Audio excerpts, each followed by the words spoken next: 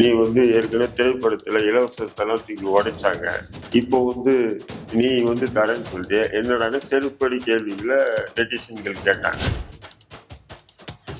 இது அவரே பேசுறாரா இல்ல யாரோ அவரை பேச வச்சு துள்ளி விடுறாங்க? இல்ல, பேச வச்சா உனக்கு புத்தி இருக்குது.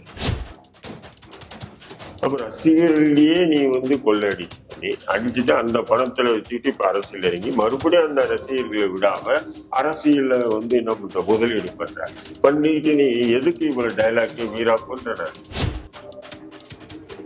ஒரு தேர்தல்ல அவருடைய வாக்கு விகிதாச்சாரம் என்னன்னு தெரிஞ்சுட்டு தான் வீராப்பெல்லாம் பேசணும். இல்லைன்னா கமலஹாசன் தான் காலி டப்பா ஐக்கியம் மறுபடியும் திமுக ஐக்கியமாகும். இப்ப கடந்த பாராளுமன்ற தேர்தலில் வந்து அதிமுக 1 கோடி ஓட்டு வாங்கிச்சு, 70 எம்எல்ஏக்களை வச்சு சட்டமன்ற எதிர்கட்சியா இருக்கு. அவங்க களத்துல இல்லையா? நீ தட இன்னும் களத்துக்கே வரல. கொஞ்சம் சைலண்டா வாசிச்சா நல்லா இருக்கும். ஓவரா வாசிக்கிறாப்புல. தனக்கு ஏற்பட்டு இருக்குது வளர்ச்சி இல்லை, வீக் வேண்டது தெரியல. 41 பேர் செத்தது காரணமே இன்னும் அவங்க வந்து அவனுடைய மனசாட்சி உறுத்தலைங்க. அவனைங்க அப்படி இருக்கும்போது அவனை பத்தி விமர்சனம் பண்றது அவன் வந்து அது பெருசா இது எடுக்கல. நிம்மதி ப்ராப்பர்ட்டி மேனேஜ்மெண்ட். கான்டாக்ட் 7667008800. நகரம் வாய்ஸ் நேயர்களுக்கு வணக்கம். இன்று நம்முடன் இணைகிறார் இந்திய தேசிய லீக் கட்சியின் தலைவர் திரு தடா ரஹீம் அவர்கள். வணக்கம் சார். வாங்க. ஈரோடு பெருந்தூரில் தாவேக்காட மாநாடு வந்து மக்கள் சந்திப்பு நடந்து முடிஞ்சிருக்கு. இதுல தலைவர் விஜய் அவர்கள் பேசும்போது பார்த்தீங்கன்னா மஞ்சள்ன்ற இதுல ஆரம்பிச்சு பல விஷயங்களை வந்து மக்கள் முன்னாடி பேசியிருக்காரு. குறிப்பா எல்லா மீட்டிங்லையும் பேசுற மாதிரியே ஒரு நெரேட்டிவ் இதுலயும் பேசியிருக்காரு. டிஎம்கேக்கும் டிவிகேக்கும் தான் வர தேர்தலில் போட்டி அப்படின்னு தான் சொல்லிட்டு வராரு. இது மக்கள் மத்தியில எடுபட வாய்ப்பு இருக்கா சார்? இல்ல, மக்கள் சந்திப்பு அப்படின்னு ஊடகங்கள் தலைப்பு செய்தி போடுற மாதிரி நீங்களும் மக்கள் சந்திப்புன்னு சொல்லாங்க, ரசிகர்கள் சந்திப்புன்னு சொல்ல. அவர் பார்க்க வந்து ரசிகர்கள் சந்திக்கிறாங்க, மக்கள் சந்திப்புன்னு சொல்லக்கூடாது. வந்தவங்களாம் பாருங்க அப்படிதான் இருக்கு, ரசிகர்கள் தான். அதனால அது மக்கள் சந்திப்பு. ரெண்டாவது வந்து பாத்தீங்கன்னு சொன்னா பேசுனாங்களே அப்படின்னா என்ன பேசினாப்புல நம்ம என்ன பேசுனாங்கன்னு சொன்னாதான் நம்ம பதில் சொல்ல முடியும். மஞ்சளை பத்தி பேசினாரு, அது ஈரோடு பகுதியில் உள்ள விவசாயிகளுக்கு உண்டான பிரச்சனை, அதை பத்தி பேசினா போதுமா அரசியல? நீ ஒரு கட்சியின் மாநில தலைவர், அடுத்த முதல்வர் ஆகணும்னு கனவுல காரணம். நாங்க வந்து கொள்கை எதிரியும் அரசியல் எதிரி தான் நாங்க எதிர்க்கின்றீங்க. கொள்கை எதிரின்னு சொன்ன யாரு? பாஜக தற்சமயம் வந்து அகில இந்திய அளவுக்கு எந்த விதமான பாசிச அரசியலை முன்னெடுத்து போயிட்டு இருக்கு. இங்க தமிழ்நாட்டுல பாஜக எந்தெந்த பாசிச சித்தாந்தத்தோடு செயல்படுது. இப்போ உதாரணத்துக்கு திருப்பரங்குன்ற விஷயத்தை பற்றி இப்படி ஒரு விழாவிலே பேசினாதான் நீ வந்து கொள்கை எதிரி அரசியல் எதிரின்னு சொல்லி பேசுறதுக்கு தகுதி இருக்கு. உனக்கு கொள்கை எதிரின்னு சொல்லிட்டு வெறும் கொள்கை எதிரின்னு சொல்லிட்டு போயிட்டே இருக்கேன்னு சொன்னா என்ன அர்த்தம்? கொள்கை எதிரின்னா யாரு கொள்கை எதிரி? பாஜக எல்லாருக்கும் தெரியும், நீ ஏற்கனவே சொல்லியிருக்க அப்படின்னு சொல்லுவ. சரி, இன்னைக்கு கொள்கை எதிரி அகில இந்திய அளவுல வந்து இப்போ பீகார் தேர்தல் நடந்து முடிஞ்சு, அந்த தேர்தலில் நடந்த தில்லுமுள்ளுகள் என்ன? தேர்தல் ஆணையத்தை வந்து முழுக்க தன்னுடைய கட்டுப்பாட்டில் வச்சிருக்கு, நீதிமன்றங்கள் தன்னுடைய கட்டுப்பாட்டில் வச்சுக்கிட்டு ஒவ்வொரு அட்ராசிட்டி பண்றாங்க. நாடு முழுக்க சிறுபான்மையினர் பாதிக்கப்படுறாங்க. இங்க வந்து அமைதி பூங்காவோட தமிழ்நாட்டுல வந்து திருப்பரங்குன்றம் பிரச்சனையை வந்து கையில எடுக்கிறாங்க. ஏன் பேசல? இதெல்லாம் பேசி இருந்தா நீ உண்மையிலே கொள்கை எதிரின்னு சொல்லி நம்ம ஏத்துக்கலாம். சில நாட்களுக்கு முன்னாடி அண்ணாமலை கூட கேள்வி எழுப்பினார்ல, இது திருப்பரங்குன்றத்தில் உங்களோட நிலைப்பாடு என்ன? இல்ல சொல்ல வேண்டிய கொள்கையை வெறும் வந்து ஒரு வரியில கொள்கை எதிரி, எனக்கு அரசியல் எதிரி அப்படின்ட்டு போறோம்னா என்ன அர்த்தம்? இங்க அரசியல் எதிரின்னு சொல்லிட்டு தீய சக்தி திமுக. உண்மைதான், உனக்கு முன்னாடி நாங்க பேசிட்டு தீய சக்தி திமுக ஜெயலலிதா பேசினா அதை தொடர்ந்து ஒவ்வொருத்தரும் பேசிட்டே இருக்காங்க. இப்ப நீயும் பேசுற, ஓகே விடுங்க. கொள்கை திமுக வந்து தீய சக்தி தான். இந்த தீய சக்தியுடைய மக்கள் விரோத செயல்பாடுகள் என்னென்ன? உன்னுடைய நிலைப்பாடு என்ன? சொல்லுமா இல்லையா? இப்ப உதாரணத்துக்கு என்ன சொல்ற, சலுகைகளை கொடுத்து இலவசம் என்று மக்கள் மத்தியில கொச்சைப்படுத்துறாங்க. ஓசின்றாங்க. இலவசம் வேற, சலுகை வேற. உண்மையா இல்லையா? இப்ப இந்த சட்டை இருக்கு, 100 ரூபாய் சட்டை இருக்கு, 75 ரூபாய்க்கு நீங்க எனக்கு கொடுத்தீங்கன்னு சொன்னா அது வந்து சலுகை. அதே சட்டையை காசே வாங்காம கொடுத்தீங்கன்னா இலவசம். வேறுபாடு இருக்கா இல்லையா? அப்ப அடி இந்த வேறுபாடுகளை கூட நீ உள்வாங்காம நீ பொது வெளியில உன்னை நம்பி இருக்கக்கூடிய ஒரு 5000 இளைஞருக்கு மத்தியில ஒரு சொல்ல வந்து நீ சொல்றனா, அப்போ மக்களும் வந்து இலவசமும் சலுகையும் ஒண்ணு நினைச்சிட்டு போயிடுவாங்கல்ல. காஞ்சிபுரத்துல பேசும்போது நீ வந்து என்ன பண்ண, நாங்க ஆட்சிக்கு வந்து பைக் தருவோம், அதை தருவோம், இது தருவோம்னு சொல்ற. அது சோசியல் மீடியால பெரிய பரபரப்பா பேசப்பட்டது. என்ன சொன்னீங்கன்னா, நீ வந்து ஏற்கனவே திரைப்படத்துல இலவசத்தெல்லாம் தூக்கி உடைச்சாங்க. இப்போ வந்து நீ வந்து தரேன்னு சொல்லிட்டு என்னடான்னு செருப்படி கேள்விகளை நெட்டிசன்கள் கேட்டாங்க. இப்ப அதுக்கு பதில் சொல்றேன்னு சொல்லிட்டு நீ என்ன பண்ற, மறுபடியும் உழைப்பு விட்டு தானே போற. ஆனா அண்ணன் திருமாவளவன் சொல்லியிருக்காரு, புது மொழியை ஒண்ணு கத்துட்டு வந்து பேசுறாரு, அவருக்கெல்லாம் பதில் சொல்ல முடியாது. உண்மைதானே? இலவசமும் சலுகையும் வேறு வேறவா ஒண்ணா? நீங்க சொல்லுங்க. வேற வேறதான். வேற வேறதான், ரெண்டும் ஒண்ணுன்ற மாதிரி சொல்றாரு. அதாவது சலுகைகளை கொடுத்துட்டு இலவசம் சொல்லி மக்கள் மத்தியில கேவல்படுத்துறாங்க. அதனால எனக்கு வந்து சலுகைகளை வந்து நான் வெறுக்கல, சலுகைகளை நான் வெறுக்கவில்லை, இலவசங்களை தான் நான் வெறுக்கிறேன் அப்படின்னு. அப்ப நீ பைக் கொடுக்குறேன்னு சொன்னது இலவசமா சலுகையா? இப்ப சலுகைன்னு சொன்னா அப்போ ஒரு அரசியல் பண்ண வந்திருக்காரா இல்ல வியாபாரம் பண்ண வந்திருக்காரான்னு போயிடுங்களா? அது ஒண்ணு. ரெண்டாவது வந்து நீ பைக் கொடுக்க வந்து நீ சலுகைன்னு சொன்னா, அப்போ வந்து 30,000 பைக்கை வந்து 10,000 பைக் கொடுத்தனா சலுகை. அந்த 30,000 பைக்கை வந்து காசை வாங்காம கொடுக்கறது இலவசம். நீ சலுகையை கொடுக்க போற, இலவசம் கொடுக்க போற, நீ எப்படி கொடுக்க போற சொல்லு. எனக்கு ஒன்னும் புரியல. ஆக அது வந்து பேசுறதுல அந்த ஒரு பையன் மேல ஏறிட்டான். டேய் தம்பி இறங்கு, நீ இறங்குனாதான் கட்டுக்கோப்பா இதுல நடிச்சிருக்காப்ல சார். நான் என்ன சொல்றேன், நீ இறங்குனாதான் உனக்கு கிஸ் கொடுப்பேன். அது என்ன 10 வயசு குழந்தையா, எரும மாடு இருக்கா, குடிச்சிட்டு போதையில ஏறி இருக்கா, சேர்ப்பை நடிப்பேன். நான் இறங்குடா, போலீஸ் சொல்லிட்டு சார் அவனை அடிச்சு துரத்தும் அப்படி சொல்லுங்க, கமாண்டிங் பண்ணுங்க. நீ இறங்குடா, நான் உனக்கு கிஸ் கொடுக்குறேன்டா. அன்பால இறங்கி இருக்காருல்ல சார்,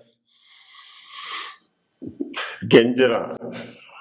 தம்பி டே இறங்கிடா, நீ கேட்கிற மாதிரி நான் கிஸ் தரேன்டா உனக்கு.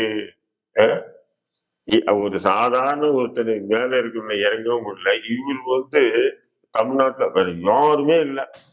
நாங்க தான் அறிவிச்சுட்டு வந்தோங்க, எதிரி யாரு, கொள்கை எதிரி யாரு, அரசியல் எதிரியாரு. மத்தவங்க என்ன பேச நான் கண்டிக்க மாட்டேங்க. யாரு களத்துல இருக்காங்க அவங்கதாங்க நான் பேசுவேன் அப்படின்றாங்க. இப்ப ஏற்கனவே களத்தில் இல்லாதவர்கள் பற்றி நான் பேச மாட்டேன்றாரு. சரி, இப்ப கடந்த பாராளுமன்ற தேர்தலில் வந்து அதிமுக 1 கோடி ஓட்டு வாங்கிச்சு, 70 எம்எல்ஏக்களை வச்சு சட்டமன்ற எதிர்கட்சியா இருக்கு. அவங்க களத்துல இல்லையா? கடந்த பாராளுமன்ற தேர்தலில் 8% விழுக்காடு வாக்குகளை பெற்று இருக்கக்கூடிய நாம் தமிழ் கட்சி களத்துல இல்லையா? நீ தான் இன்னும் களத்துக்கே வரல. அவங்க சொல்லணும், அதிமுக மற்ற கட்சிகள் வந்து சொல்லணும். இல்ல விக்கிரவாண்டியில கூட நிக்கல இல்ல. அதான் சொல்றேன் நானு, இன்னும் களத்துக்கே வரல. நீ அவங்க எல்லாம் களத்துல இருக்காங்க. சீமானெல்லாம் களத்துல இருக்காரு, 15 வருஷமா இருக்காரு களத்துல. நீ வந்து சொல்ற என் களத்துல வராதவங்களை பத்தி நான் பேச மாட்டேன். அது யாரும் குறிப்பிட. மத்தியில் ஆளுகின்ற கட்சி பாஜக, மாநிலத்தை ஆளக்கூடிய கட்சி திமுக. இந்த 2 கட்சிக்கு தாங்க நான் எதிராக அரசியல் பண்றேன்னு சொல்லு. அது லாஜிக்கா ஏத்துக்கலாம். நாங்க திமுகவா டிவிகேவா டிஎம்கேவா இதுதான் போட்டி. மற்றவங்க களத்திலே இல்லை அப்படின்னு சொன்னா நீ அப்படி ஒரு நெரேட்டிவ் உருவாக்குறியா? இது உண்மையிலே வந்து பாத்தீங்கன்னா இது அதிமுக தலைவர்கள் செருப்படி பதில் கொடுக்கணும். பட் சைலண்ட் மூட்ல இருக்காங்க, என்னன்னு தெரியல. இல்ல இன்டைரக்டா தாக்குறாரு அப்படின்னு சொல்லிட்டு செம்மொழி அவர்கள் சொல்லியிருக்காரு. இது வரைக்கும் நாங்க அவரை விமர்சனம் பண்ணதில்லை, அவரும் எங்களை விமர்சனம் பண்ணதில்லை.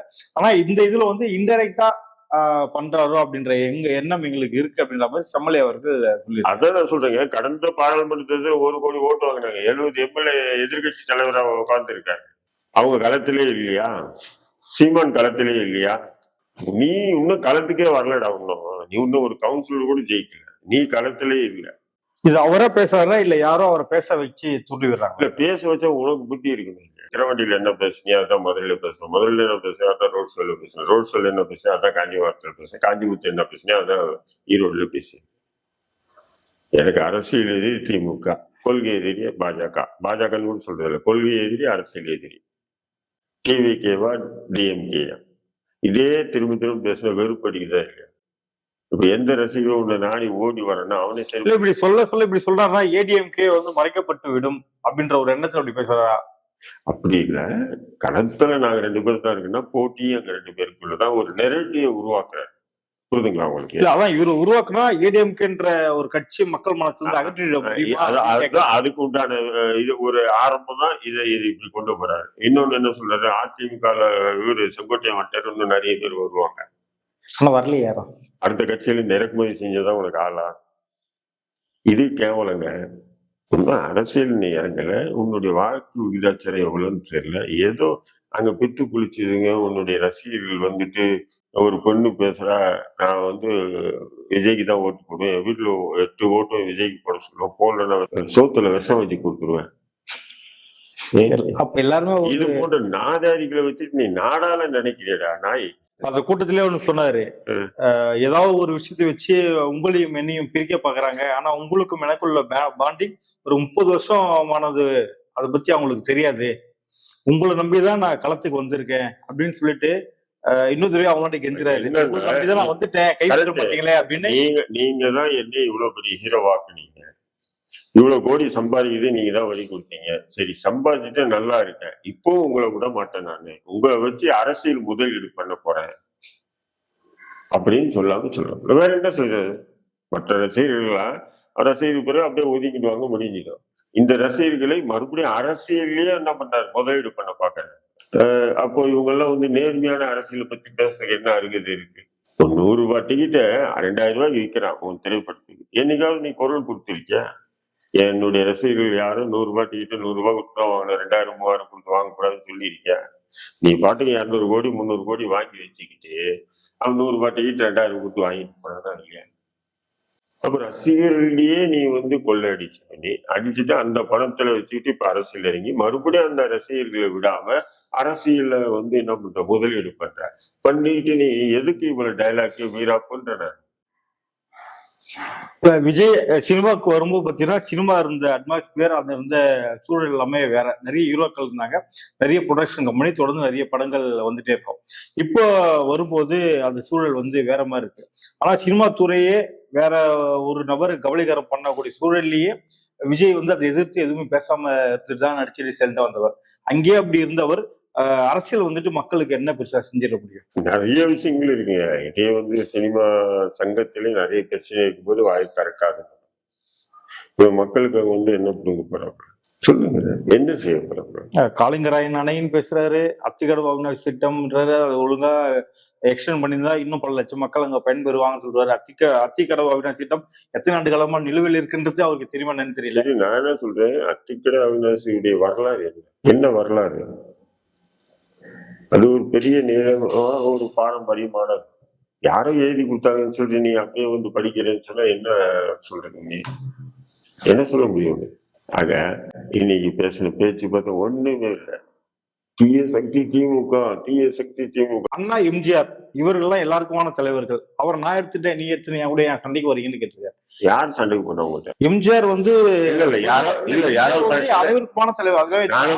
அதுல வரும்போது தனக்குன்னு சொந்தம் கொண்டாடுகிறார் விஜய். இது அவரு இது சொந்தம் கொண்டாடுறதுக்கு எதுக்கு நீங்க கேக்குறீங்க? எம்ஜிஆர் எனக்குமான தலைவர் தானே அப்படின்ற மாதிரி. சரிங்க, யார் சண்டை போட்டான்னு கேட்டேன். யாரோ சண்டை போட்டாங்க, கோர்ட்டுக்கு போனாங்களா? இவர எம்ஜிஆரை பயன்படுத்த கூடாது, ஜெயலலிதாவை பயன்படுத்த கூடாது, நீ யாரோட பயன்படுத்தீங்க? யார் சண்டை போட்டான்னு? சண்டை போட்டாதான் இந்த கேள்வி இருக்கும். அவர் சொல்லியிருக்காரு, யாரு? அவர்கள் மேடையில பேசும்போது சொல்லியிருக்காரு. உன் கனவுக்கு நீயே பதில் சொல்லிட்டியா? நீ கனவு கண்டுட்டு அதுக்கு நீயே பதில். நீ அவங்க லெப்டன்ல டீல் பண்ணிட்டு போயிட்டே இருக்காங்கல்ல, நீ ஏன் வாலண்டியா வந்து ஏன் தலையை பிடிக்கிற? தளபதி, புரட்சி தளபதி அப்படின்னு சொல்லிட்டு ஒரு பட்டம் கொடுத்துட்டு செங்கோட்டையன் அவர்கள் பேசுறாரு. அடுத்த ஆட்சி தம்பிதுதான் அமையும் அப்படின்னும் பேசியிருக்காரு. இந்த கூட்டத்தை ஈரோட்டில் கூட்டியதை அடுத்து செங்கோட்டையன் வந்து பெரிய அளவுல சாதிச்சிட்டாரா? இல்ல, செங்கோட்டையன் அப்படி பேசுறவங்க எப்படிங்க பேசுவாரு? இப்பதான் இணைஞ்சிருக்காரு. இணைஞ்சிருக்கும்போது தன்னுடைய கட்சிக்கு சாதகமா தான் பேசுவாரு. தன்னுடைய தலைவர் தான் வந்து தமிழ்நாட்டிலே பெரிய தலைவர் மாரி காட்டுவாரு.